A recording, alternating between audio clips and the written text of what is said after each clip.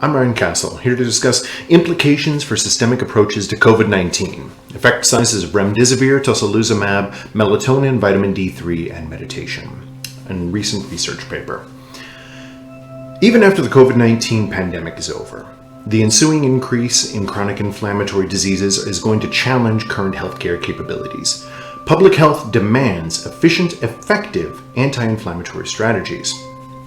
So the purpose of our research was to determine how effective various interventions, both standard and innovative, were at regulating the inflammatory markers most affected by COVID-19.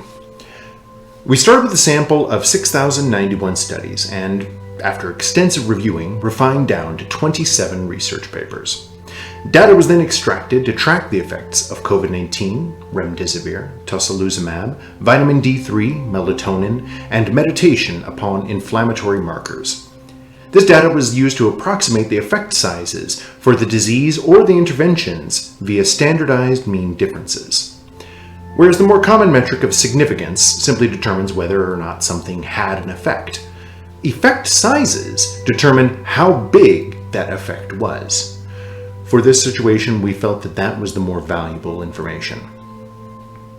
The data that were available indicated that adjunctive interventions, meaning vitamin D3, melatonin, and meditation, affected 68.4% of the inflammatory markers that are negatively impacted by COVID-19, whereas the standard pharmaceutical medications, Remdesivir and Tocilizumab, affected 26.3%.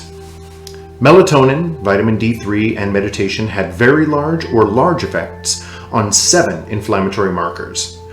Tocilizumab had very large or large effects on 0 inflammatory markers, and Remdesivir had very large or large effects on 1 inflammatory marker.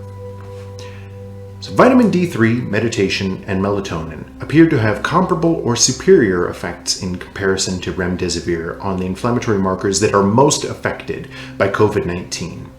These adjunctive treatments demonstrated greater effect sizes than Tocilizumab. Alongside standards of care, melatonin, vitamin D3, and meditation should be considered for treatment of COVID-19.